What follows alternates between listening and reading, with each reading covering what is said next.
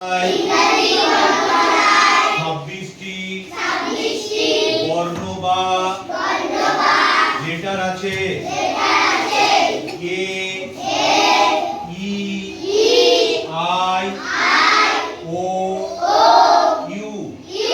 এই পাঁচটি বর্ণকে সর্বরাজ কি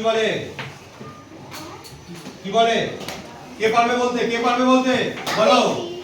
গুড জোরে জোরে হাততালি কি নাম তোমার আসালে আর বাদ বাকি বর্ণগুলোকে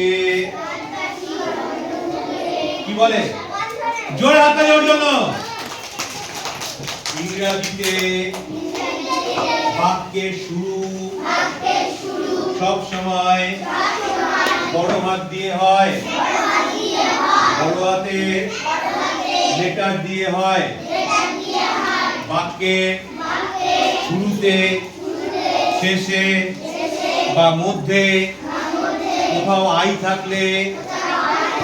আই বড় হাতের হবে ইংরেজি বাক্যে কোনো জায়গায় কোনো মানুষের নাম কোনো গ্রামের নাম কোনো দেশের নাম কোনো জায়গার নাম বারের নাম সপ্তাহের সব বড় হাতের হবে তুমি দাঁড়াও জয়পুর একটা গ্রামের নাম JOYPUL যে বড় হাতের হবে না ছোট হাতের হবে গুড জোরে করে তুমি দাঁড়াও দেশের নাম ইন্ডিয়া